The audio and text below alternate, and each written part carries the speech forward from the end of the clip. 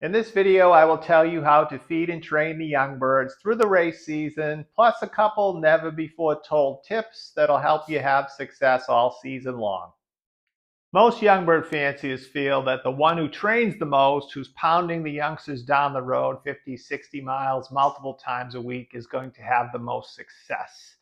The reason for this is most everyone feeds incorrectly. If you feed correctly, you don't have to work the birds very hard. Another reason why the people that train heavy have the best success, especially early on in the season, is because their birds are a little leaner through the training, where someone that can't train as much and is still feeding an old-fashioned way of feeding, their birds are heavy, they have no chance. The other thing which you'll find early in the season, the person that trains hard has really early season success. But tired pigeons, pigeons that just are a little bit pushed beyond where they should be, tend to come out and go right home. They don't waste any time. So in the short races, the tired pigeons, or like they say, the pigeons that want to come home and get their sneakers off, tend to win the first couple weeks. They come out, they get in the first bunch, and they're home. They want to get home as quick as possible because they don't have any extra energy at all. Those fanciers usually fall off fairly quickly. So with my feeding system, resting, and training system, you'll be able to maintain success from start to finish. I hope everyone can like and subscribe to my videos and put a comment in below and let me know how you train your pigeons and what kind of success you've had. As many of you know, nearly all the pigeons shipped to every race, they're shipped too heavy for the races. We've talked about this in my other videos. The pigeons are shipped full and round. They should be lean, they should be light, corky, buoyant, and strong, not round. If your pigeons are round at all going into the race, it doesn't matter what the distance, they pretty much have no chance. Or they have no chance against pigeons that are conditioned properly. There has been a couple of evolutions through my career which led me to feed like I feed. In the beginning, I guess when I started racing widowhood back 40 years ago or more, we used to keep the widowhood hens on 100% barley and we would feed them light. So I would go on shipping night and to get the hens to show them to the cocks. Now this is something that I used to do years ago. And my hens felt better than my racing cocks. And I couldn't believe it. I was like, well, what's going on? Why do these hens feel better than the cocks?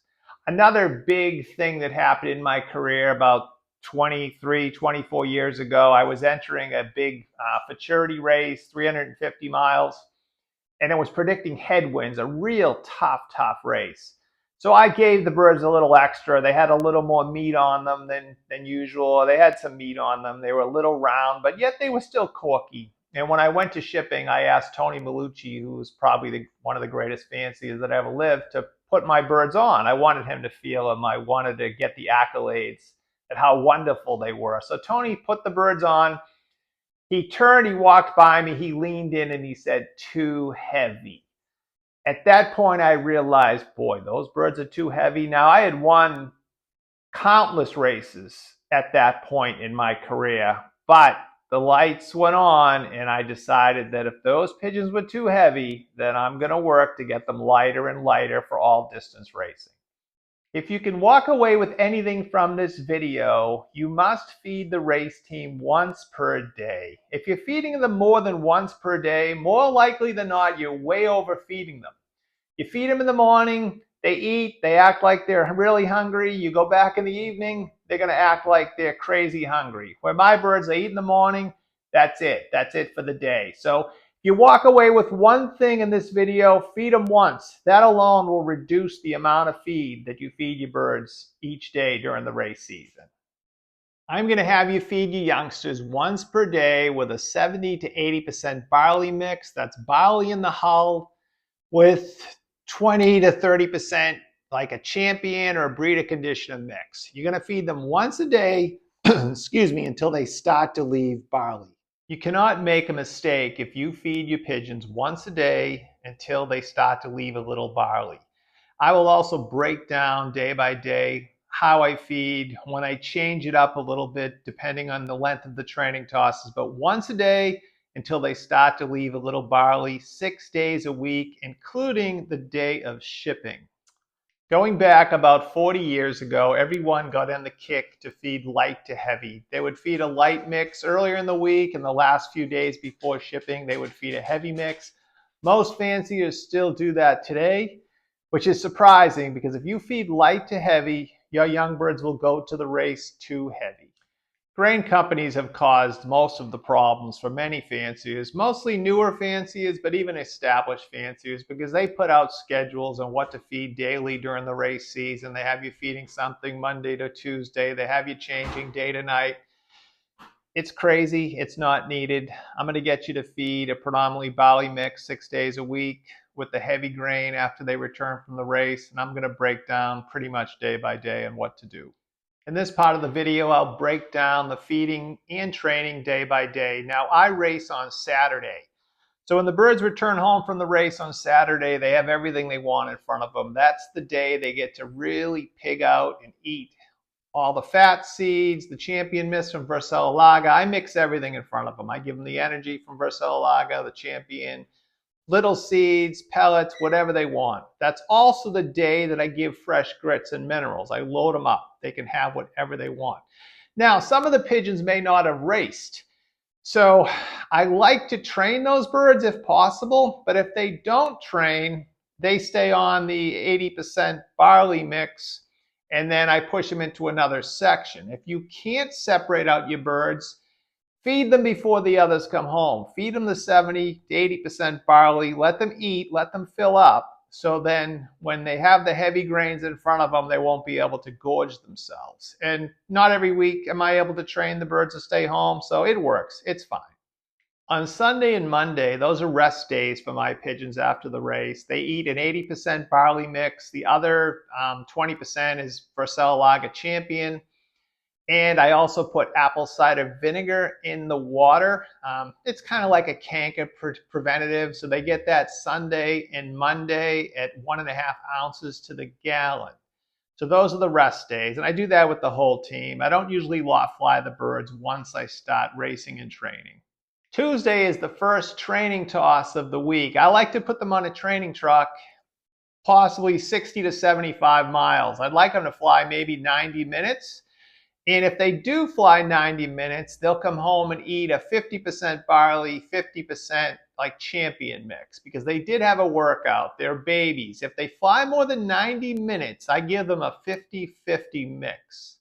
On Tuesdays, my pigeons also get the yellow drops. I'll put my schedule down in the description below and what I do during the week for the race season.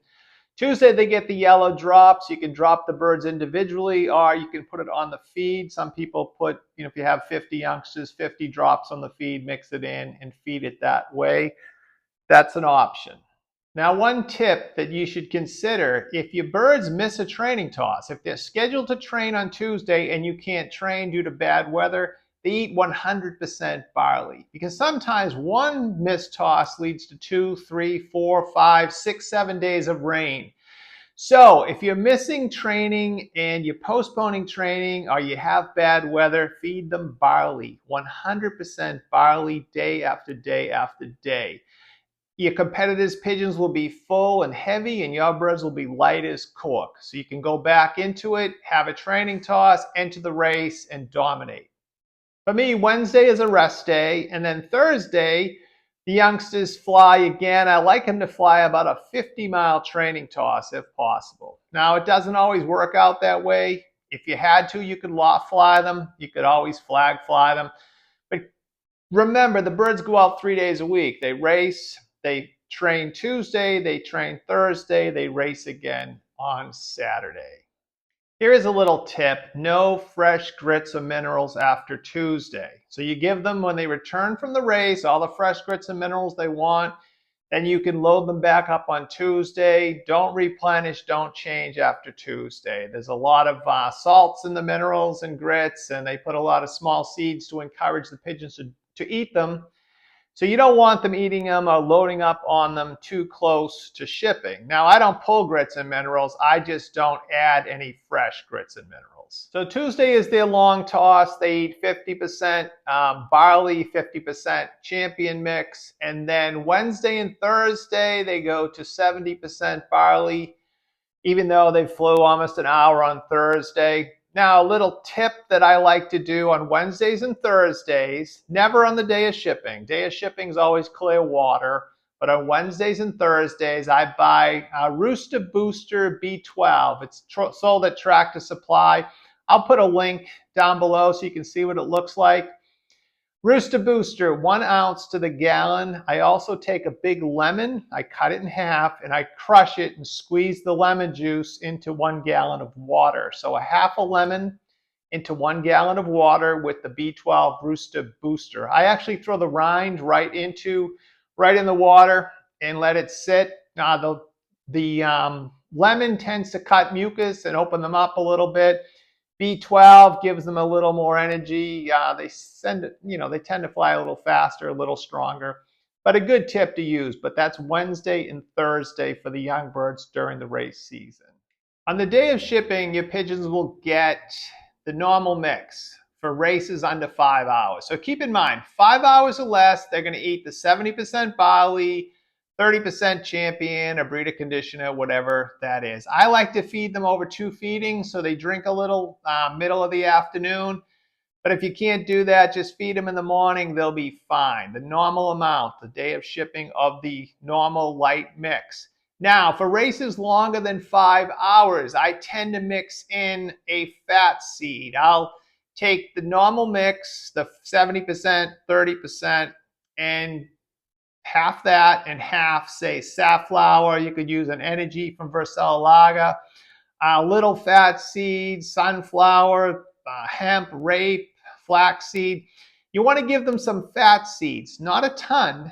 They're still getting half the 70%, 30% mix, but they're getting half fat seeds the day of shipping for races above 5 hours. Here is another tip I'd like to give you that I've been doing for over 40 years. In the middle of the race season, I give the birds 1 week off, total rest. Now, you can't rest them all, so I'll rest maybe all the checkers 1 week and all the blue bars the next week, or whatever you'd like to do.